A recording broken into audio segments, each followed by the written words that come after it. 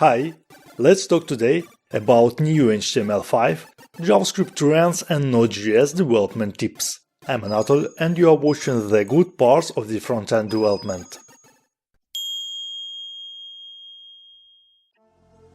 HTML 5.2 became an official W3C recommendation a month ago, but what did it introduce and change?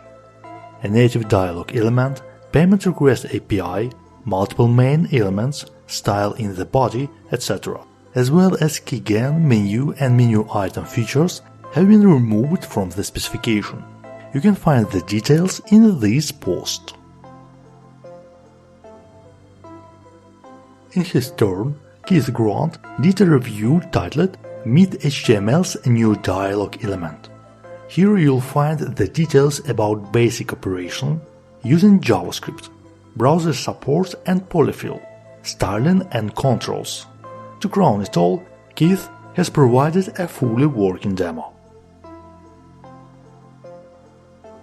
Performance matters. We all know it. Performance has to be measured, monitored and refined continually. Therefore, Vitaly Friedman introduced a front-end performance checklist 2018. It consists of the planning, measurements and optimization phases. You can look through this list on Smashing magazine. Rachel Andrew has published the article CSS Grid Layout Secrets Revealed. The author investigates the CSS Grid Layout specification to uncover some features like minmax function, autofill and autofit, default alignment, sizing and more. In addition, Rachel has described some grid CSS features of level 2. Read this article on Creative Block.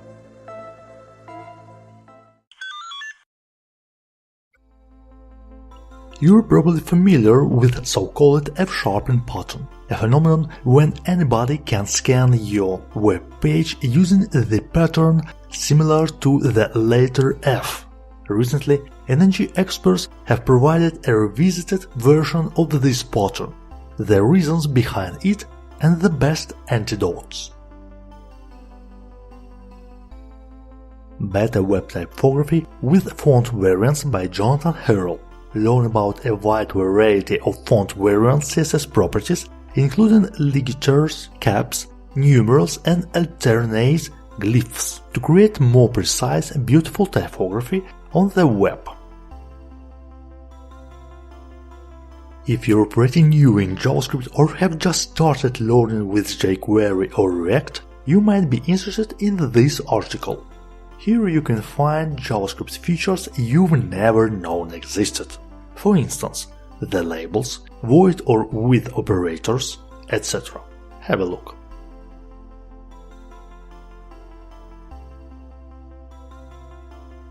When you haven't heard anything about the state of front-end, you can seek one more opinion from Ryan Chartland.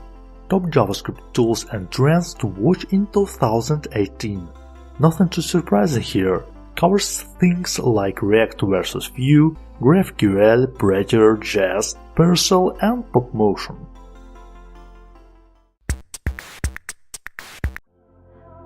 James Sinclair wrote an article titled React, Redux and JavaScript Architecture.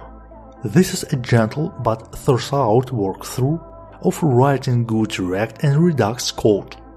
Also, this guide covers the fundamental principles why, explaining each step. One more interesting article is React Router version 4, Philosophy and Introduction by Tyler McGuinness. React Router version 4 introduced a new dynamic, component-based approach to routing. Here you can get to know more about this concept. This post is part of his React Router course. Bertulan Mikolos posted a short recap, namely 8 tips to build better Node.js apps in 2018. This post contains some brief tips, including being familiar with ES modules and HTTP2, security and microservices. The last point for today is a scary story from HackerNoon. David Gilbertson reminds, don't trust your NPM dependencies. He predicts no dependencies, a role of a newest trend. Of course, it's well known that NPM is nothing but a security hole with large numbers of vulnerabilities. Therefore, tools like Enterprise NPM, Artifactory, Nexus, and Yarn Offline Mirror with us for the years.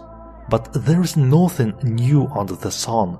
The Unix universe has a long history and they face it with the same security issues and successfully resolve them one by one. So, in my opinion, it's just a matter of time. Don't forget to read the second part of this story.